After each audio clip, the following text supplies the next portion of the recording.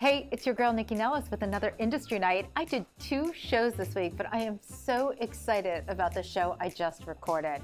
So I'm back here at a.kitchen and bar at the Hotel AKA in Washington Circle. I'm sort of cozied up here in this little corner, but you'll see I'm in a different space later talking to my guests. So I'll talk with Ellen Yin and Chef de Cuisine, George, I want to make sure I say his name right, Madovsky, later in the show. They're going to talk about all the things that are going on here because there is so much going on here and the food is so yummy. You'll actually see me and my other guests like totally digging into some deliciousness, including these fried mushrooms that were so yummy. So the couple, well, they're not a couple, the brother and sister team that came on today, I've known since they opened their first restaurant, Cafe Bonaparte. And it's been such a privilege to sort of be with them throughout the years as they opened and closed and now opened all these other restaurants. And now they are one of the restaurateur dynamo families here in Washington, D.C. So I'm talking about Omar and Fatima Popal of the Popal Group. And now there is no more Cafe Bonaparte, but that's Lutèce, and they have Pascual, and they also have Lapop and Lapis, and then their newest on the block, Maison Bar, and they have partnered with 2 incredible chefs, Matt Conroy and Isabel Koss, and we really just talk about their story. I mean, they are a true immigrant story. We talk about their story, how their parents came over from Afghanistan, and then how they grew up in Virginia and then became a part of the hospitality scene here in DC. And honestly, what I loved best about it was not just sort of their family ethos, that they all sat around the table and explored how they were going to do these things together, but how they take that love and care for one another and it winds up in their spaces and on the plate. So let's get in with Omar and Fatima Popal of the Popal Group on this industry night.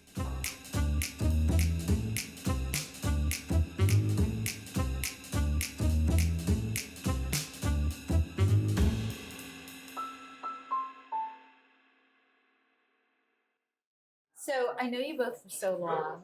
I feel like I know you from like right when you opened Cafe Bonaparte. Absolutely. In the early days. I thought you were still in college. Yeah, but I was a year out. You were just out. Okay, so let's start there.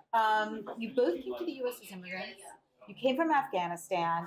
What do you remember about your early days here with your parents and your brother? Like, what was it like for you, and what brought you to the hospitality industry? Who wants to start? I can start with Okay, great. our early days when we first came to the U.S. in 1987. I was, I believe, at that time either 6 or 7 years old. We had come from the United Arab Emirates, so my father was in the hospitality industry, working the hotels there. So he was at the Intercontinental Hotels in Alain, Dubai area. So we kind of grew up in the hospitality industry, and so we lived in the hotel there. And so we moved from there to the U.S. Okay. But it was in a different state where you came here as a family that was had political asylum case here in Afghanistan, in the U.S. And life was a little bit different, you know. I know. What was that culture shock like? We came from living in a 5-star hotel to that sounds really nice. Yeah. To the suburbs of Virginia. To the suburbs of Virginia as illegal immigrants, came on a tourist visa, overstayed our visa, had a political asylum case, of course, with everything that was going on in Afghanistan. Sure. And, you know, as we lived with my mom's side of the family for a little bit. So they were already here? They were here. My mom's uncle was here. That's kind of what drew us to Virginia. She had an uncle here. Her father had already passed. So her uncle was like a father to her growing up. So she had a little bit of familiarity. And so she felt comfortable coming here, at least to family. And so as you guys are now, so how old are you at this point? 7. Okay. 9. All right. So you grow up. So you're growing up in the States. Mhm. Yeah. But what leads you to Cafe Bonaparte? Like, how does your family decide to get back into the hospitality industry? I mean, to find this very little tiny space in Georgetown, Yeah. in Upper Georgetown, Absolutely. really also at a time when there was nothing. Yeah. Yeah. I mean, maybe a couple hair salons and a couple antique shops. Absolutely. I mean, now that's like Bakery Row up Yeah. there. But what was it about that space? Who ID'd it first? Who said we should be doing a restaurant? How did that come into play? Well, we had the idea to do an Afghan restaurant, and we had found a location in DuPont Circle that we got super close to finalizing the deal. And in the last minute, the owner of the building decided to do something herself. Okay. And I feel like the broker who was helping us out felt really bad for us. And about a week later, he said, hey, I've got this space. It's in Georgetown. It's 1522 Wisconsin. And my brother kept saying, George won't stop calling me. And I was like, okay, what's the space? Right. And he was like, he says it's 1522. I was like, where's that? I was like, I know where 4000 Wisconsin Avenue is because I know the Fannie Mae building. I was like, okay, let's just jump in the car. So my brother and I jumped in the car. We're like, let's just go see it. And I was like, if it's over the hill, like past where the gas station is, I'm like, there's no way we're going to do this because no one's going to walk that far. And so when we drove past it. We're like, oh my goodness, it's not past the hill. And then we came back and told the rest of the family. And it used to be a caterer. It used to be Vale Star Catering. Okay. That was in the space and they were getting rid of it. And prior to that, it was an Italian restaurant. So it had all of the foundations of being a space. Interesting. Well, plus at that time, wasn't that French Market still opened up there? Yes, across Yes. the street. Area? Yes. Mhm. And I was talking about Jack Howard earlier. Yeah. Elo was right across. Yes, the street. Elo was. Right. That's and right. Jack Howard's salon. Yes. So anyway, full circle Exactly. Yeah. Exactly. here. Okay, but you wanted to do an Afghan restaurant, but that's Yeah. not what you did at Cafe Bonaparte. No, not at No. all. Not at all. Why? Not at all. It's kind of funny Was because it the kitchen? No. The whole idea of just the restaurants altogether came about when we used to sit on eating breakfast on our Sunday mornings. The whole family used to sit together and we literally used to sit there for 2-3 hours and just converse, but also come up with ideas of, wouldn't it be great if we did this? Wouldn't it be great? And everyone would go into their dream life of what hospitality or what restaurant they wanted to do. And I think all of us at some point had lived abroad on our own, spent some time in Europe. Omar was in London. I was in Spain. My oldest brother was in Italy. Okay. so I speak fluent English, I speak fluent Spanish, my brother's fluent Italian, but we also have family that lived overseas. So Yeah. as soon as we got How our, did you say I speak? it's scheduled, by the way. Of course. And privacy. Exactly. Yes, But the one that I really love the most is the microwave. Oh my! Microwave. You haven't heard that one? Yeah, that's the new made-up one I love. That's very funny. But we had family that was in Europe, and so as soon as we got our refugee travel documents, not even passports, Yeah. Okay. we were able to travel, and we would spend 3 months out of the summer overseas with the rest of our cousins and family in just Europe. Yeah. And we got introduced to the whole cafe society and just like, this is amazing. And so we'd come back and we were like, wow, it sucks that nothing like that exists here in the States. Yeah. And so in these family discussions over like this long leisurely brunch that we would have, we would go into such detail as like what the name is, what the ingredients are, what the dishes are, Okay. And so when we had lost the location for the Afghan one, upon seeing this place, we were like, this is not going to work for Afghan. This is the old European part of the city. Georgetown is far older than the rest of the city. Let's do something that kind of honors that. And so we were totally But you into. weren't planning on cooking. I mean, this is what I think is really interesting. A lot of Correct. people that I interview are chefs. I mean, I do interview some restaurateurs. We're in Ellen Yin's restaurant, obviously. She's a restaurateur. But you knew going in, none of you would be behind the stove. You know what Sure. I mean, it's not. I mean, I know your mom is now at Lapis. But Yeah. that came years later. So how did you, not being a part of the hospitality industry in here, I just want to talk quickly about how you made that inroad. It's And kind fast. Well, you know how we created the menu. Well, let me go back just quickly, because you said, well, how did we go from an Afghan idea to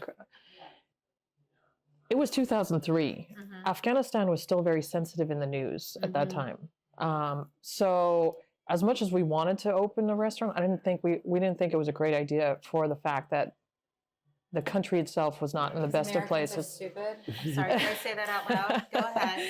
So it was a very sensitive country, I think, for everyone at that time. So even though we had this love and passion for our food and we wanted to open our restaurant, we just didn't think it was the right time. But the idea of Cafe Bonaparte, when we were thinking about that, I think it came about with my mom's cooking skills, my sister-in-law at that time, my ex-sister-in-law at that time, coming up with some ideas of food. And even though we never thought about, oh, we need to hire a chef, I think all of us in the back of our minds were thinking that we were just going to create this menu. And somebody was going to execute And somebody was just going to execute it. Yeah. So was it a shock? We had a lot of growing pains. Yes. I was there for them. Yeah, absolutely. Yeah. And so let's move forward a little bit. I mean, because now, for those of you who don't know where Cafe Bonaparte is, it's because it is currently Lutèce. Yes. Correct. So let's talk about sort of your evolution. Over the years, you've opened up a couple of other restaurants, but I feel like your big switch came as your restaurant group when you opened up Lapis. Like, to me, Correct. I feel like that was like, we're doing something different now.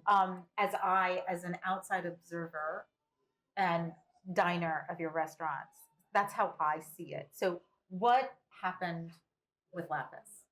You know, Lapis, in all honesty, has a lot of parallelism to what happened to Cafe Bonaparte in Georgetown. So Adams Morgan was known as the destination neighborhood for like ethnic food. And so looking upon the history of the city, we decided upon not only honoring our own past, but that neighborhood's past. And we said, let's do an ethnic food, which was actually our own food. I don't think you're supposed to say ethnic. You know, I don't think you're down. I don't think that's allowed. No? Go ahead. I'll stick to microwave. So we decided to present the restaurant as if you were coming into our home. And Afghans are known for their hospitality, and we take such great care of our guests. And growing up, when we would have family over, it'd be a minimum of 30 people, right? So we're like, oh, how hard is it to seat a 30-seat restaurant, right, with Cafe Bonaparte? And so fast forward to 2015, when we made that switch, we decided that it's a gem of a restaurant. And so we named it after the national gemstone of Afghanistan, the Lapis Lazuli, and hence the name. And it's, most people think it's a modern Afghan restaurant, but it's actually the food we grew up eating. Yeah. And I guess we're a modern Afghan family. How hard was it to get your mom to not just create the menu, but she's in there, right? We had to convince her. I bet. We had to tell her that she was going to be an executive chef. No, it was great because we were all sitting at Napoleon's table at that time, and we were like, hey, we've got a great idea. We want to switch this to an Afghan restaurant. My mom's like, okay, yeah. And she's like, who's going to do the cooking? And we're all like, You? And she's like, Well, what? But so listen, I think she's such a great example because you always hear about people who are great cooks. Yeah. And people are like, oh, you're such a great cook. You should Yeah. run your own restaurant, right? So, but cooking, leveling up, cooking, I mean, how many seats does it have? Not including downstairs. Yeah, not no, including yeah. the pub. I think we started off with 60. We'll say 60. But the patio, which was, in Right. season, was another 40. So around 100 seats, I would say. Okay. That's a lot. Cooking for 30, don't get me wrong. Like, Totally. I get that. And You it's know what like I mean? Like, family meal, but this is Right. like individual orders. So like that first month, I think my sister and mom were in the kitchen and it was just chaos because it was like, what's happening here? But my mother, since my father used to work in the Intercontinental hotels, she used to go to the lessons the chefs would have. So she got practical training Oh. from the chefs. And then so when she was cooking, it was based on those methods. So people who would come over to our home would always say, this is amazing. This isn't like the normal stuff that we eat. And so that's how she presents it now. Okay. And it's Wait, but when people say it's amazing, it's not the normal stuff we eat. Are you saying It's people not who as aren't familiar with Afghan food? no or Afghans. Afghans. So my parents' friends, and it wasn't as greasy. It wasn't as oily. It was healthier. It was Okay. My mom did a lot of healthy cooking. It was with, clean ingredients, with fresh ingredients, with, obviously not canned tomatoes, not tomato paste, like fresh and what was in season, and you could taste the difference. So that lightened everything up. Absolutely, absolutely. Interesting. Because her father was a very well-educated man who also had that approach within their home growing up. Yeah. And so there is a region in Afghanistan that has olive trees, and so there's olive oil, and so they had that type of an approach, and so people who would come over, things weren't just sitting in like 2 inches of like oil, and like as Afghans grow older, there's a lot of heart issues, there's a lot of medical issues, and so my mother from a young age was just introducing what she had been introduced to, and so it's our family story, and so one obstacle we always had was Afghans from different parts of the country coming in. My next question. And saying this isn't how my mother made it. This is exactly. I mean, it's one of the hardest things about the food you grew up with. Cultural food. Going to a restaurant, like, if I go to a deli, which is not the food of my people, but if I go to a Jewish deli and there's matzah bride, fried matzah on the menu, I won't order it. Yeah. I like mine. Yeah, exactly. I like mine. You don't do it my way. It's okay. Yours is good. But so I think. So how do you get over that? How do you help people get accustomed to the cuisine through your eyes or your mom's eyes? Honestly, I don't think our clientele base or what we're running after are the Afghans themselves. Okay. We do get. We have so many expats. Oh, they come in. Absolutely. They do come in. I think those who want a different experience, they don't want to go to a little kebab place, or they actually want to. A lot of people that do, Afghans that do come, they're bringing guests in because they want to show our culture. They want to show. This is the beauty of our home and our country, And I want to tell you a funny story about that. The former Afghan ambassador, who was married to an American, whom he had met in Afghanistan, the first time that he wanted to introduce his in-laws to Afghan food, he brought them from the embassy to our restaurant, and this was within the first or second year that we had opened up. Yeah. And I think a lot of people do that, where they have friends who they want to introduce to like Afghan food, or just kind of. But you're doing something more there, and I don't want to stay on it too long because you have Lapop downstairs. Yeah. You're always, your whole group is very creative. You look at what you have and you get very creative with it. So how did Lapop come to be? Was it just as like we have the space, we got to do something with it, or when you saw it, you like, whose idea? Was it his idea? It was, most probably his idea. Lapop backwards is Popal. I didn't realize that. Oh my God. And it was a pop-up space for us. When did you all realize Lapop? Like, did you? Oh, I told the family. I was like, we're gonna. Okay. I was like, I have a great name for it. Omar is the artiste of the family. No, it's the same amount of letters as Lapis. It starts off with the first 3 letters the same, and so I was like, this is the last 2. And originally, we ran that space for 1 year as an art gallery, where every month we had a different artist in the space. Yeah. Kind of remember that. And we called it Hierarchy, and that was an offshoot of before we opened up Maison for the 10 days. We did a party and an exhibit for like 10 days. And I said, what if we stretched that? And I actually realized that people wouldn't mind being in this space. And it became so drinking within Afghan culture is so taboo that a lot of people will come in and say, pour me a drink, but give it to me in a teacup so I can drink. Sure. And so kind of taking that idea and saying, if people want a secret place to drink, we're going to give them an elevated experience in the basement to come in and drink. And so it's an elevated experience from what you expect. The drinks are one step above what a restaurant offers. It's an actual cocktail bar.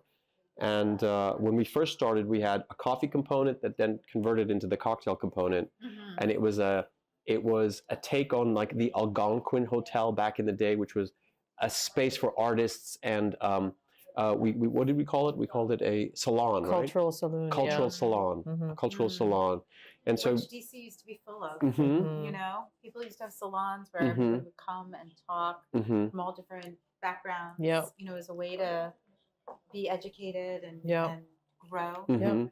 And we So- had events there that pretty much described that. And it Mhm. was poetry nights and lectures and Mhm. And do you still do that there? we have music now, Right. live music. We do jazz. Mhm. We've stopped after the pandemic. Things changed a little bit, and we stopped. But Well, so when did Lutèce come into play? oh, So you had the space, Bonaparte, you know, you decided to rethink it. And when did Matt and Isabel sort of become your chef partners? Omar will tell you that story. Okay. It's a That's a funny long story, That but- one's a great story. So we had switched, you know, we had Cafe Bonaparte, and then we opened up Napoleon, and Right. then we opened up Malmaison, and this was all based on a Napoleonic theme, right? When we first were coming up with a name of what should we name this little French cafe in Georgetown, we didn't want to be too heavy with a French name like Café de Flore, and you know all of these names that people knew that existed. And we were like, you know what if we just named it Bonaparte? Everyone will know. Yes. it fit across our French windows too. Totally, like it was like it's a sign. Exactly. It actually fits across. Right. Um, With the window panes. Yeah. and so he was known for, and so when we went into Adams Morgan back then was considered more of a badass neighborhood, and so we're like, let's just name it after the badass himself, Napoleon.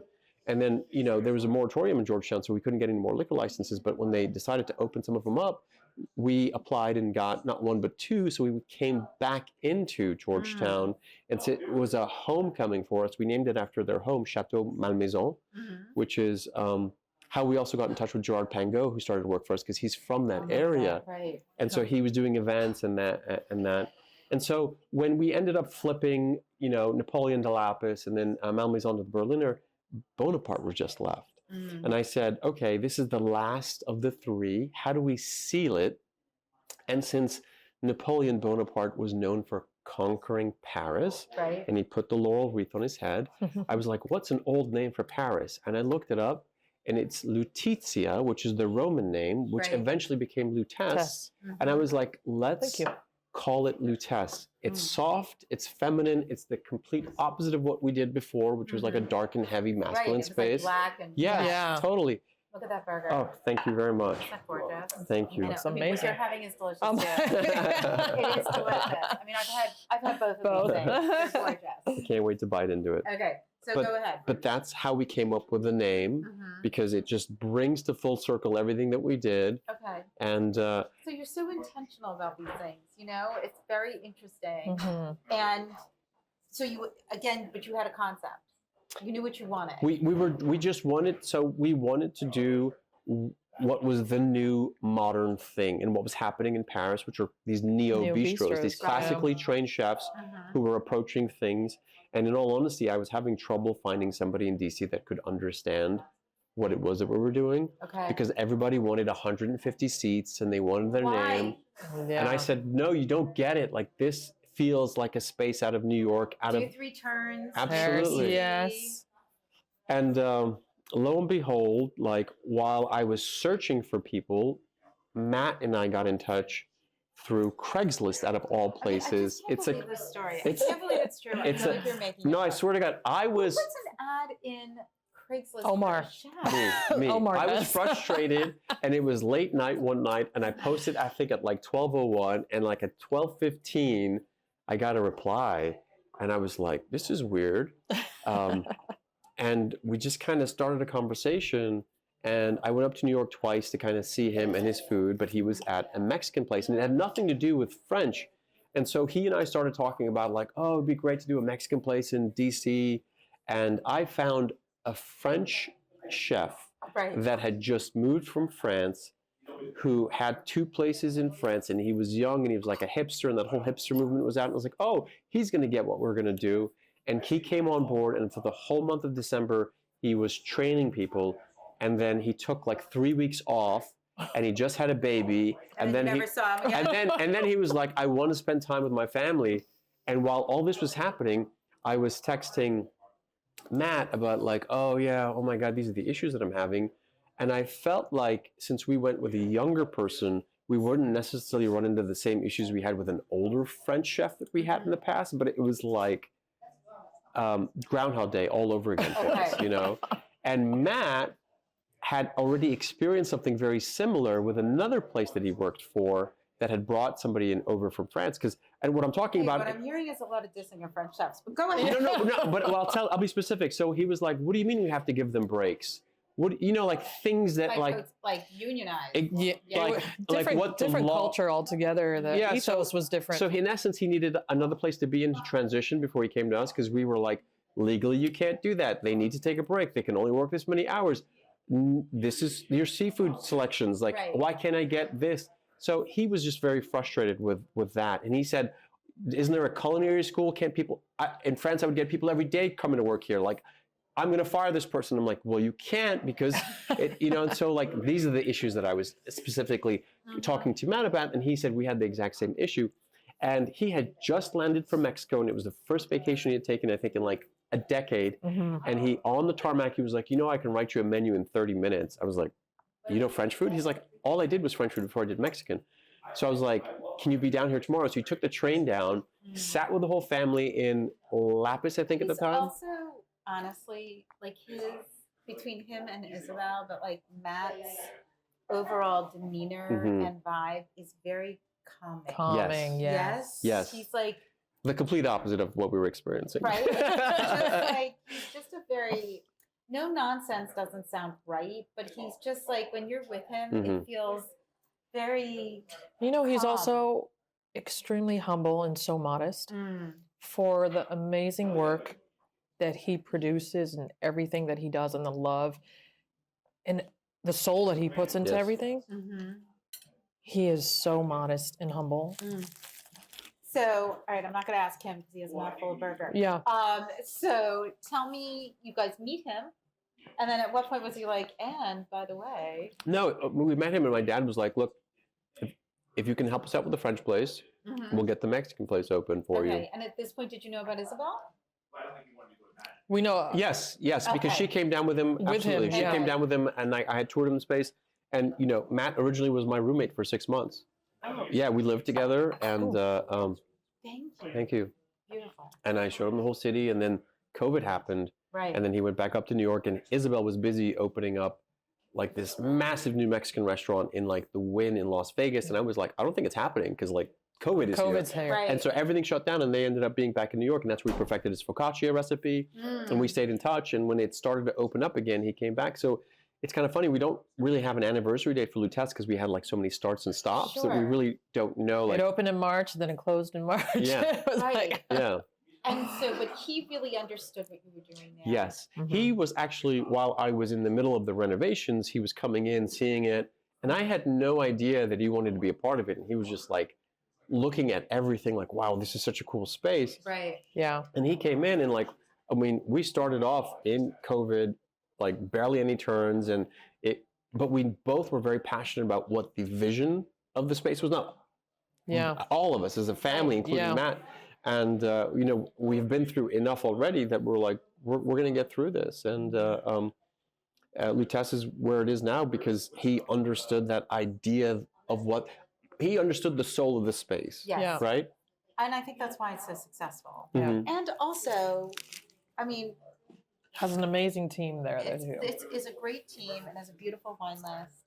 You do a la carte, you do the tasting menu, but also that block, the block below and the block. I mean, it's just getting better. Just keeps getting better and better. I mean, you know, you have neighbors now that, you know, Yellow and Tate, and I mean, there's, you know, and Boulangerie is down the street, and Coupon is up the street. Like, it's just Georgetown's getting better altogether. Georgetown is getting better altogether. I couldn't agree with you more.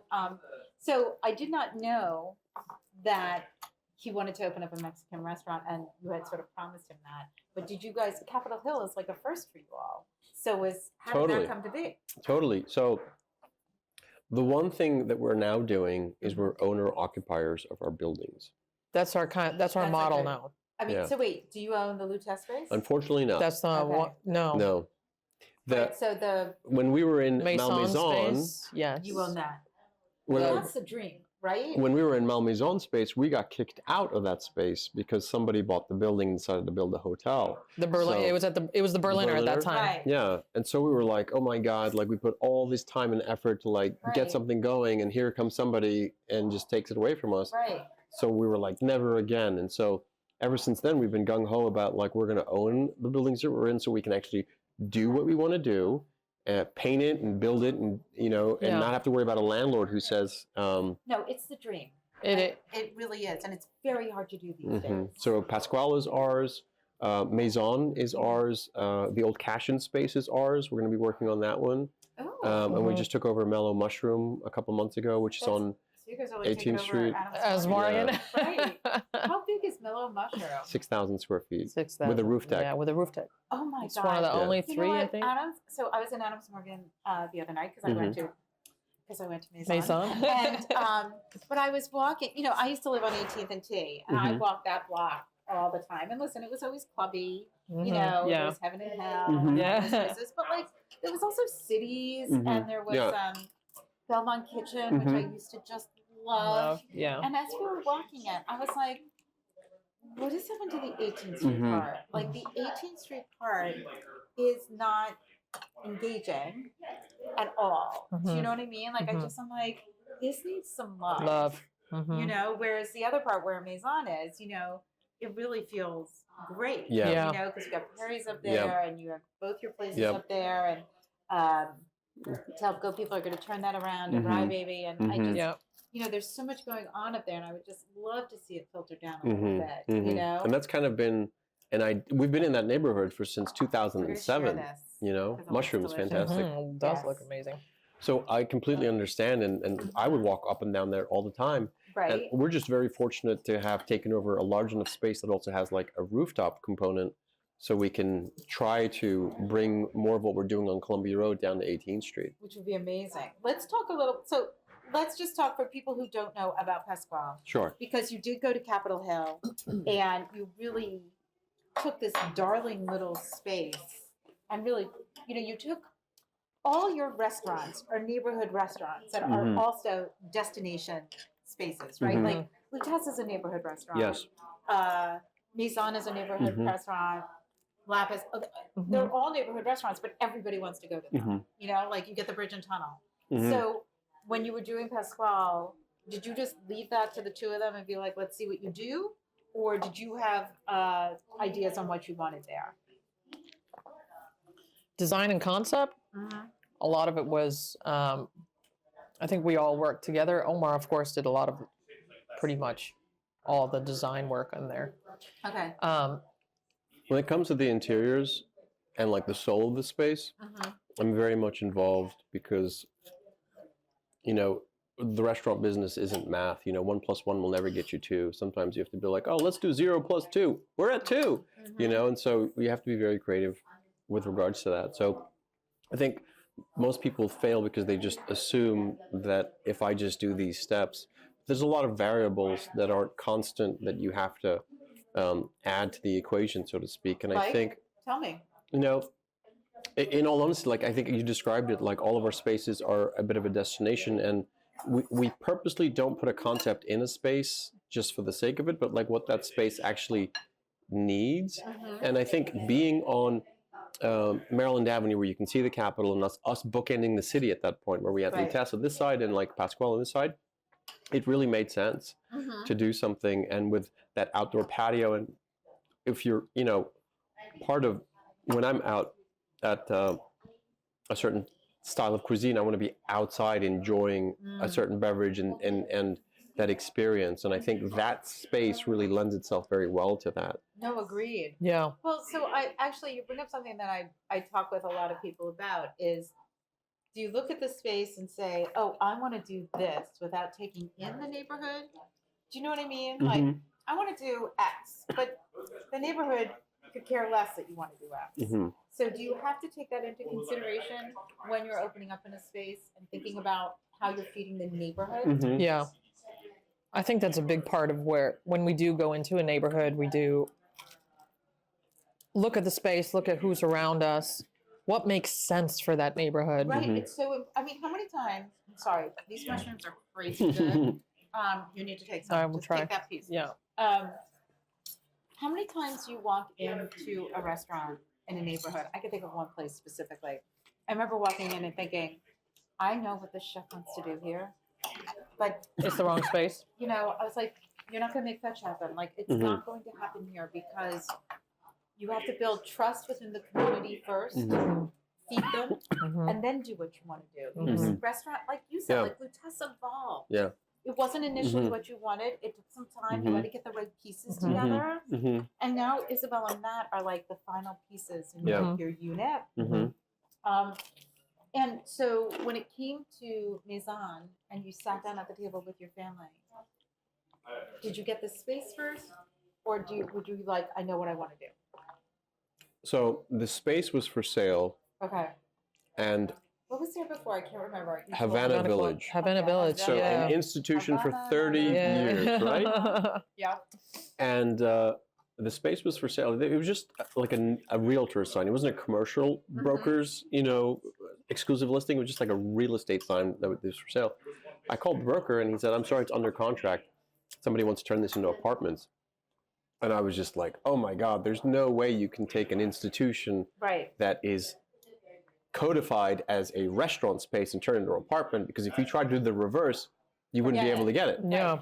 So I called my mom and I was like, you have to pray to make sure this happens, Mom. This is across the street. It'd be so great. And they were like, what are you going to do with it? I'm like, well, right now, nothing, because it's not ours. But like, and then lo and behold, like he calls me and he was like, it's available. I'm going to go to market unless like you want to give us what the asking is. And I knew he was doing like a salesman-y trick. And I was like, oh, he's got me. And I was like, okay, fine. Because we had been in that neighborhood for as long as we had. Like I knew the value of that building, and I knew that it was just like a little pearl that needed to be polished.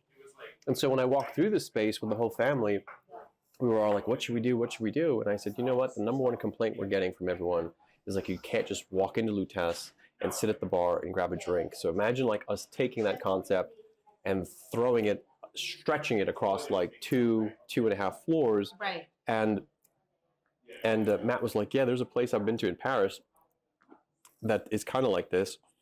And Isabel was like, yeah, the Bambi and whatnot. So like they were on board like the same day.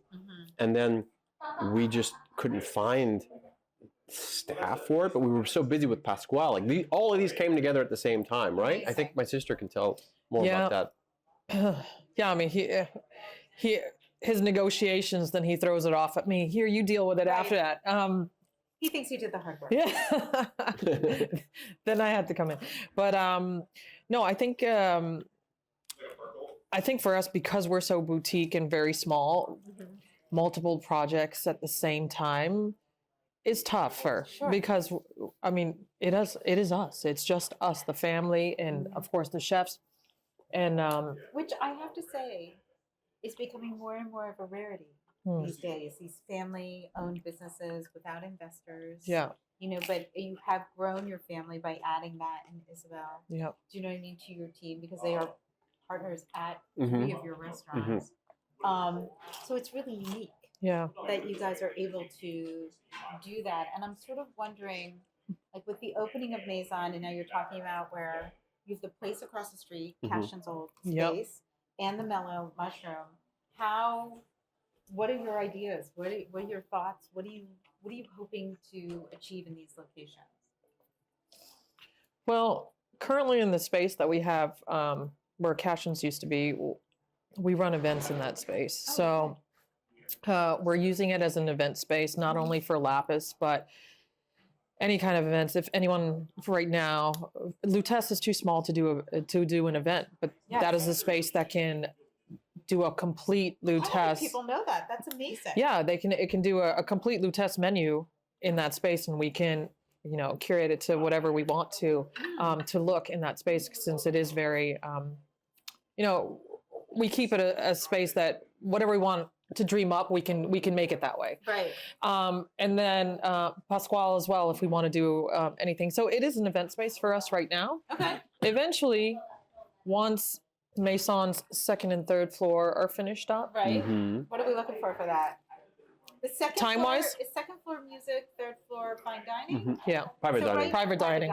Okay. Because right now you have that beautiful dining room in the back. Mhm. Yeah. And I didn't say this, but now I'm going to. I love how you're like, we want people to be able to sit at the bar. And I'm like, yeah, good luck. Yeah. Because, it's bursting at the seams. Yeah. So we have a bunch of drink rails. Come in. We'll keep you warm. Grab a drink. Hang out the rail. We'll see what we can do. Yeah. The second floor is just going to be more of the drinking, not like heavy food. It'll just be smaller bites. And music, though, right? And music, You love yeah. music? Yeah, we'll have music up there so that, if you wanted to stay longer and into the night, there's an excuse to come in to a great space to get something wonderful to drink. And the bar menu goes late, so you can actually get something that isn't, greasy slice of pizza in the neighborhood. So, Right. so if you have friends from out of town and you're like at a show and you want to go somewhere afterwards or anything There is like so little post theater dining Yes. in Yeah. the city. yeah, Like, especially if you're dressed up and you want to go right, somewhere. People go to Old Debit Hmm. because that's literally That's the one only of the place. only options Yeah. for dining Hmm. late night. Mhm. There's just not a lot in the Mm-mm. city. It's really amazing. Mm-mm. So you have a lot of milestones happening this year. You have 10 years of Lapis, Hmm.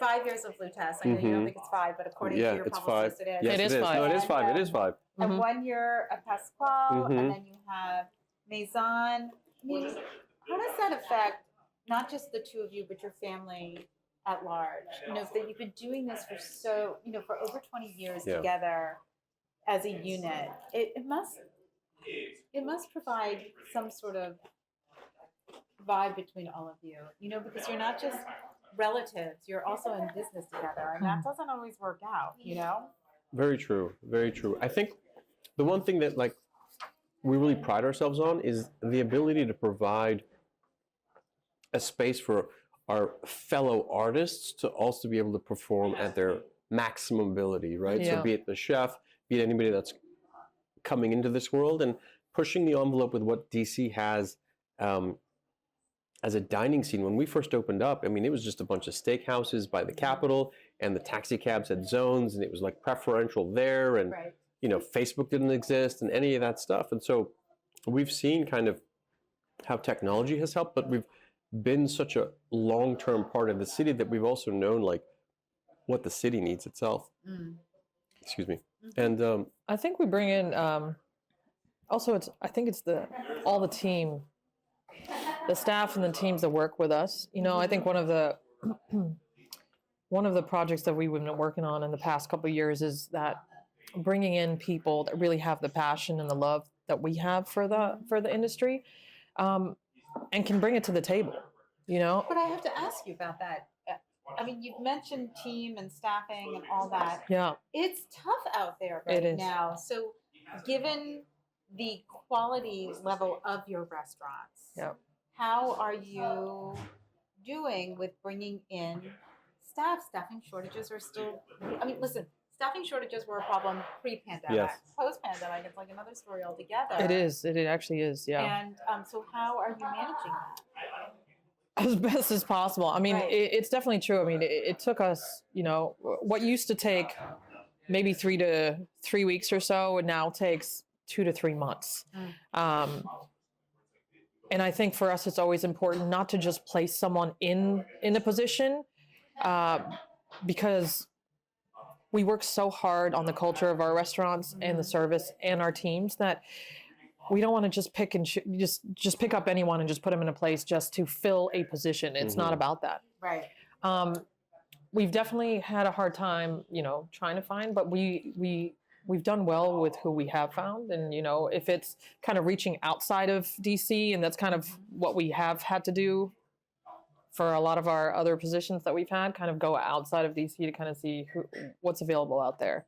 Well, I feel like there's so much, not feel like, there's a lot of doom and gloom, right? I love me some Sean Townsend, but, he is talking a lot of doom and gloom for the city, which is accurate. But how are you guys finding ways to not just survive, but thrive given the markets and what's happening here in DC? And how are you supporting your staff? Because restaurants, as an immigrant family, restaurants, you know, are a way for immigrants to make their way and For sure, absolutely. you know, to have a career here. Yeah, absolutely. One thing that we've wanted to make sure is we've always tried to take care of our staff. So a couple years ago, we started a 401k program. So if you work for us, we have a Amazing. matching 401k in addition to health and transport and everything else. We really want people to, How are you able to do that? Is that just for the salaried people? No. You know what I mean? It's for everyone. Everyone that if you Everybody's trying to fix the broken restaurant system. Yeah. Right? Everybody's looking for ways to fix it. So how are you guys doing it? So anyone that has been with us for over a year is able to do a 401k with us. That's So an incentive for them. And we do a 25% matching for them. So Okay. and how we do it is, you know, one of the big things with service charge, and I know a lot of people talk about it, is that it actually helps the restaurants. We have service charge on all of our restaurants, a 20% service charge. This allows us to give good benefits to our teams. But it's a service charge. I think the reason why people are so confused about it is because it's not unified across the board. So people are always like, so am I tipping? Do I not tip? People don't understand. Yeah. And who does it go to? Does it go to front of the house? Does it go to the back of the house? Like, and I say that as somebody who understands. Sure, yeah, no, it's The confusing. restaurant. Sure. Like Joe Blow who comes in is like, well, if they put 20% on there, it's 20%. Like you can't have the diner do all that math, especially after a couple glasses Sure, of yeah, wine. yeah. You know what I mean? So Sure. how is it envisioned for you all? So with regards to service charge, Yes. you know, we started service charge at Lapis during COVID, but for a specific reason. Okay. We had let go of so many staff members. Some were able to get government help. Many were unable to get government know. help. And they struggled. And for us, we felt responsibility for them. We felt that we needed to help them one way or another. And the reason why we started service charge was that everything that we were making at Lapis, because at that time Lapis was the only restaurant out of all the restaurants that we had that was open all throughout COVID. Okay. It was the lifeline for all of us. We charged service charge so then we can actually pay out the staff that was actually sitting at home, unable to work, but also not able to get any government support. So every Friday, I would send out an email to all of our ex-staff members, those who were unable to get support, and I would say, come pick up a check from Lapis. And that's exactly why we started actually doing service charge from the beginning. It was to support. We wanted to do something. We wanted to help all of our team members. We had let go at that time. It was over 60 something. I mean, now we're at 190 employees, but at that time, I think we were a little over 69 or so. And we felt so upset and so sad for all of them that we needed to do something back, but at the same time, we didn't have anything outside of what we were doing. And, you know, there weren't that many employees during COVID. It was Omar, myself, and a couple other staff members. Yeah, so we were doing the work, auto-grading everything, but making sure that everybody else they were got paid taken care of. out. Yeah. Well, Taking care of them. So then when we did reopen, they were there for you. every single one of them was there. That really makes sense. That's amazing that you were able to do that, and now you have found a system that works for you. Yeah. And if you'll allow this, I think for the diner, they will catch up. They just don't get it now. Thanks. And, you know, but eventually they will catch up. And I think as more people follow your model or do a similar model, it just won't be as confusing. I think for the diner, there's 3%, there's this, you know. And one of the things that has happened is the diner comes into the restaurant and says, well, why do I have to know Mm-hmm. how these people get paid? Now, I don't feel that way. I just want to be clear. Mm-hmm. But there are people who are just like, I just want a burger. Mm-hmm. Yeah. You know, I don't want to know about your healthcare or your Mhm. 401k, or it doesn't matter to me. Yeah. I just came here to eat. And while there are others who are like, I want to know how you treat your staff. So, you know, you have this sort of yin and yang out there Sure. of that conversation. And to me, once it becomes more unified, people will become more comfortable. Mhm. But the hospitality industry is in a specific growing pain right now. Mhm. Mm-hmm. During the pandemic, Mhm. everybody was screaming, we have to change it, we have to change it, Mhm. we have to change it. Mm-hmm. So it's changing. Mm-hmm. And that's not clean. It's not, it's messy. Absolutely. Yeah. You know? Absolutely. Okay. What are we looking for next? What are we most excited about next? Dessert. Okay. To hear? What about for you all? You know, I think it's just we've had a lot of structural changes within the company, and within the past, I would say like 3 to 6 months, right? Yeah. Okay. And I'm looking forward to really solidifying that. What does that mean? You know, what does that mean? You know, we now have a. I'm sorry. We now have a beverage director. We now have a wine director. We now have a director So of you've it. leveled up. We Yes. completely have. Okay. And once the dust settles on the other 2 buildings and the expansions within the current spaces, we're going to be ready to compound what we're doing, you know, twofold. So. Isn't that exciting? That's very exciting. What Yeah. about for you? Well, you know, I think today I just came out of a strategy meeting for Pascual for 2026, and I think one of the biggest things I said is that I deal with all the financials of all of the restaurants and all of the buildings that we have. So I feel like I have one of the toughest jobs to make sure that I'm maintaining. You know, he doesn't feel that way, but go ahead. Yes, he's the one who spends. I know. He has the more fun job. He does. He has the fun job, and I have Right. the more stressing job. That reminds me of a New Yorker cartoon that had like a guy in a suit, and he said, and it was the finance department, and he was putting on his jacket. He's like, I'm going to go downstairs to the marketing team to tell them, you know, like who's more important. Right. Is it marketing? Is it finance? Is it? Yeah, no, I think for us is just work as a team and be able to have the processes and also the financials set up and ready to go for the new concepts to come about. And I think that's my big goal right now, and that's what we have been doing for the past couple of years. And you know, financial control, without that, there's no movement of any kind of project. Right, So of I think course. that's Which was instilled by my father yes, from the very beginning. yes. When we had Cafe Bonaparte, and he had this little like handwritten like what was it, the Logbook. ledgers? Yeah, his you know? ledger was all in a little notebook. He wrote it all in. He all used, yeah, he used to write it in, and we still have them. It's crazy. We have it, but yeah, my father started that for us, and then of course I took it over. But he also had instilled that in me as a child. I used to balance their checkbook when I was 9, 10, 11 years old. You don't balance textbooks anymore?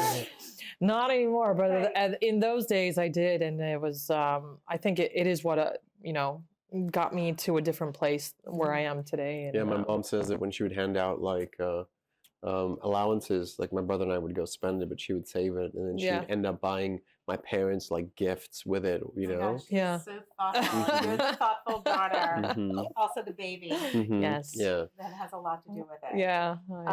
Anyway, all right. I love you both. Thank you. We It's love so you. exciting for me to see. So like we have grown up in this industry together. Yes. I'm much older than the two of you, but you know, we grew up in this industry together, Yeah. and it's We such did. a gift for me to be able to see all that you and your family have accomplished. Absolutely. So it's so exciting. Thank you. We love you too. And you know, it's funny that you say that because Tom, who had been around for, was it 20 years? He came into Maison, and, you know, I went to go talk to him, and, you know, off the record, he was like, I've always loved everything that you guys have done. And I grew up You know, in the now he city. See, now he can Yeah. say that? Because we've been around for Shut 20 up. years. Like Right. he started like, I think right as soon as we opened or whatnot. And so Yes. like, you know, we grew in this industry together for 20 Yeah. years, you know, Isn't that absolutely. amazing? It is. It's amazing. All right. Well, Thank you. you. Guys. Thank guys you. so Thank you very much. Thanks. So I'm still here at a.kitchen and bar here at the Hotel AKA Washington Circle. And you can see I've got two new guests joining me. Now, one is returning. It's Ellen Yen. She's one of my favorite people. I met her like 2 years ago before she even opened up down here, maybe a little more, 2.5 years ago. And she's become such a large part of the DC dining scene here, even though Philly is her home and she has amazing restaurants there. But it's because of her that I've been invited into this space to do the show here, which I'm so grateful for. And today I've got Chef George Madovsky here with me. And I'm so excited to talk to you, and both of you really, because I haven't been in to do a show since right before the summer. So you guys have a lot coming on in the next couple months. But before we get into that, George, I'd love to talk to you a little bit about like how you all found each other and how did this relationship come to be? So Fork was I joined the Fork team, Ellen's flagship restaurant in 2017. I was just out of culinary school. I had worked at like a busy steakhousey kind of place as my first restaurant job. And then one of my friends I was working with was like, said something along the lines of— Wait, are you a Philly boy? I'm from South Jersey originally. Okay. And then— like Cherry Hill? I am from Cherry Hill. Okay. I'm from North Jersey. Yeah. I'm from North Jersey, You are? Yeah. Where are you from? Monmouth County. Oh, okay. I'm from Morris County. I lived in Morristown and Parsippany. Yeah. I'm from Randolph. Okay. But we can compare notes. All right. Yeah. Okay. But you don't have the big hair. I mean, I'm not capable of having just big hair without a little assistance. I can help you. But yeah, so one of my friends I was working with at the time as a line cook said something along the lines of, if I was looking for a job, I would go to Fork. I would work for Chef Patterson was running the ship at the time, and I was like, I'm gonna do it. I wasn't looking for a job, wasn't unhappy, was kind of in a good spot, and for whatever reason I was like maybe a little too comfortable. But Fork is still considered, one of the best restaurants. It's a pillar. Right? Yeah, absolutely. And so I went, staged, it went well. And it was right as they were collecting the 4-bell, which is a huge deal in Philly. It's only been a handful of restaurants that have done it. Right. And we got that, and I worked as a, line cook, and I don't think, we kind of promoted to sous chef eventually, and we went through the pandemic, the highs and lows of that, and eventually made it to chef there, which was really cool, really special experience. I bet. And so how did you convince him to come down here? Well, George is a natural leader. And during the pandemic, we scaled back significantly. And George had been with us. And so George was one of the key people during the pandemic, which helped us pivot from being zero to, back to normal. In fact, we made wontons together. We've done so many things together. I really respect George and his ability to lead a team. He's also the person that I know I can rely on, that isn't going to be, when things are really hard, isn't going to fold. Right. And so that was really important to me, because I can't be here 100% of the time. We need people who can spread our culture, who can inspire people on the team here, and who aren't going to make shortcuts, aren't going to take shortcuts when things are difficult. And, we have survived 1 year here. Congratulations. Thank you.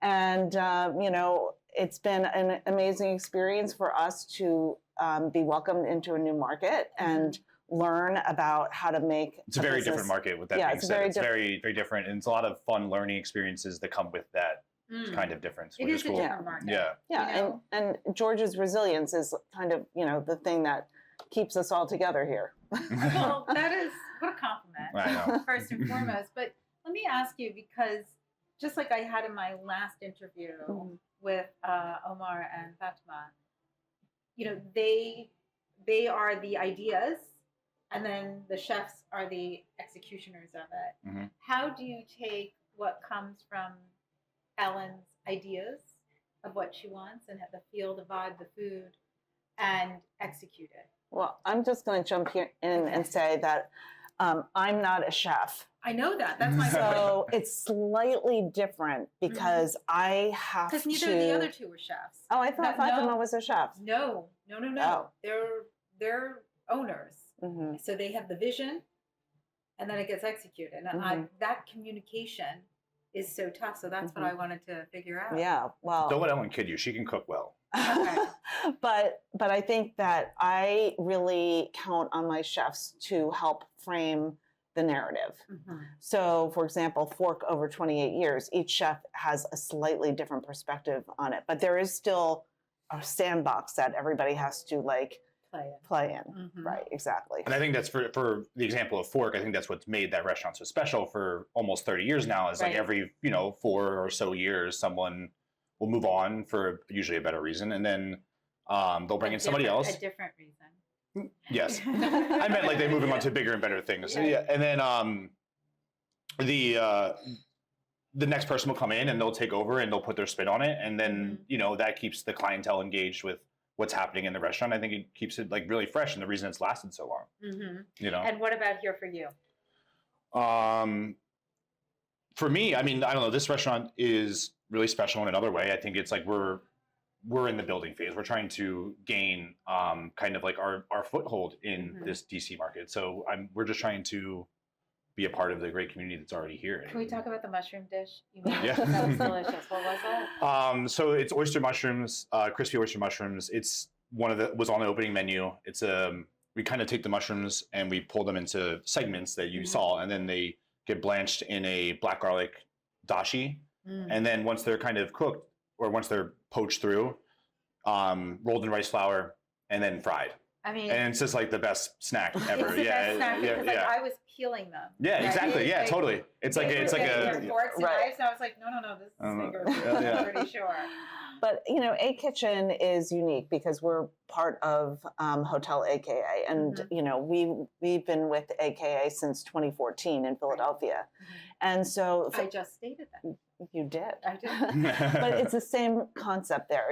We came in there, we had a chef there, and over time, we have to keep it evolving. And Chef Eli Collins has been there since 2017 as chef of a.kitchen and bar. And, of course, when we came here, we brought our greatest hits with us because we know that they work. But we've had to, we've also had to adapt to the market in different ways and put different spins on things because maybe also a.kitchen, as you know, is a jewel box, tiny little box. It is a jewel box. And this is a gorgeous restaurant with a full dining room, maybe more much like larger, Fork in that sense.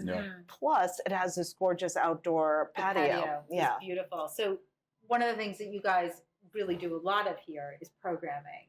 And I know you have a bunch going on coming up. We do.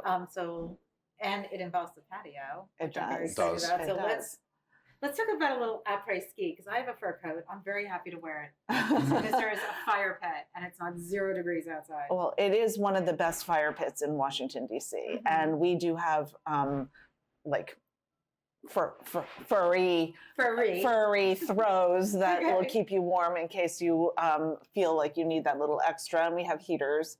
But for the Olympics, we're going to have a watch party for some key events. So that'll be really fun. Last year, we debuted our après ski menu, which has been very well received. I mean, some of the most delicious hot chocolate with big marshmallows that you've ever house had. Marshmallows,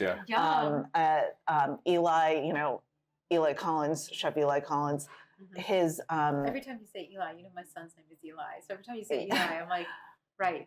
Well, his pot au feu and choucroute are like some of the best in the country. People don't even know what that is or how to cook it anymore. And he brings it out for like events like that. What were some of the other things? We had like... we did like raclette fries, raclette cheese and fries, and like the cured meats. Raclette. I'll be here for raclette. No. And between George and Eli, the saucisson is always just, one of my favorites. So just really hearty food and great hot drinks as well as, our normal stellar cocktails as well.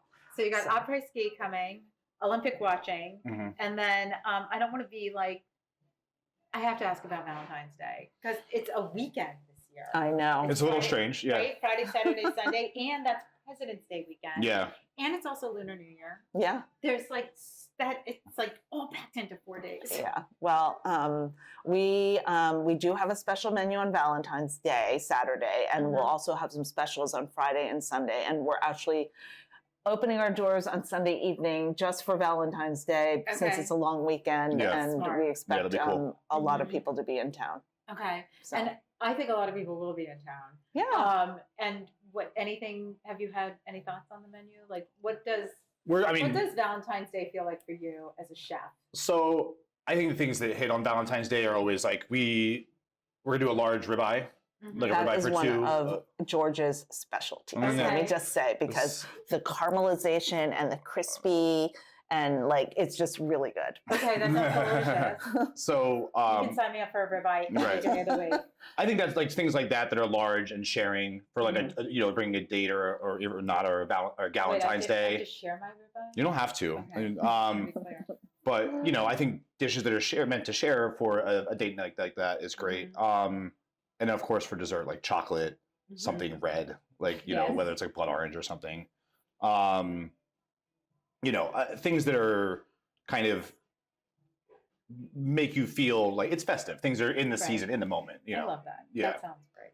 Well, so I want to congratulate you both for 1 year. Thank you. I know it's tough out there right now. Ellen and I were talking about this off air.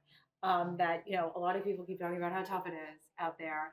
But what would you say, given that you've made it through your first year, what would be some of the like aha moments for you coming to a new city and figuring it out?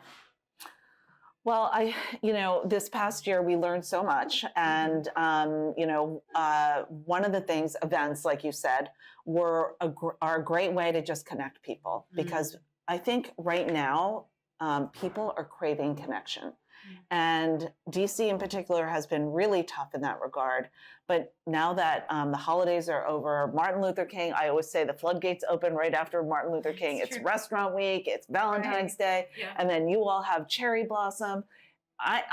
There's something every weekend. You got Super Bowl, all the things. We have a artist market coming up at the end of March. Okay. So we're going to I'm very excited about that. It's going to be a lot of fun. We're doing, a lot of lining up a lot of interesting vendors. But, these things where we bring together the community, I think are really special and are the thing that has really helped us get to know people, find regular customers, introduce ourselves to people who may not know us. And that has been our strategy from, I think starting with A Barbecue, which raised $10,000 for Southern Smoke Foundation. And we're doing that again this year. A Barbecue's coming back. Well, So we're very I think excited. collabs, you see them all over the city, but they really are incredible as a way to bring different people together. Last year, we focused our efforts for A Barbecue on chefs throughout the DC market so that we could meet them, and get to know them. And this year, we're going to bring in some outside talent as well. Oh, So we're that's excited. exciting. Yeah. Ooh, I can't wait. It's I don't know. I've done a lot of events, and I was the chef at Fork for a few years, and we hosted the 25th anniversary. We had like tons of people come back and cook with me and cook with us, and it was super fun. But I will say that the barbecue event we do here outside is one of the coolest, like most interesting, unique events that I've done in my career. Yeah. It's pretty fun. cool. Yeah. Great. Well, we have one more show here. I'm going to be back in a couple of weeks. Okay. Awesome. So thank you guys. We'll so see you then. much. Yeah. Thank you, Nikki. Thank you. Great to see you. Thank you, guys. Did I promise you a good show? Did you get one? You absolutely did. The conversation with Fatima and Omar was just amazing. And they are, if you haven't been to the restaurants, I mean, obviously you need to go. Good luck, because you need reservations at all of them. You should check out, though, Lapop below Lapis. It's such a sweet spot in the city, and there's nothing like it. And Maison is happening, so I cannot wait to see what else they bring. And as always, it's so great to sit at the table with Ellen Yin. I mean, she is such a dynamo as a restaurateur, a James Beard Award winner. She just gives out so many pearls of wisdom. I always feel so fortunate when I'm sitting next to her. And now you've been introduced to Chef Chef de Cuisine, George Madovsky, and his incredible cuisine. And they have so much fun stuff happening here. So I appreciate you joining me today. You know you can follow me at NYCCINELLIS on all the platforms. If you're listening to this on the podcast and you want to see that burger that Omar was eating, check us out on YouTube. Don't forget to like, subscribe, comment, DM me, and forward this show to a friend. They should all hear about the amazing dining scene here in DC. So thanks again for joining me, and have a delicious week.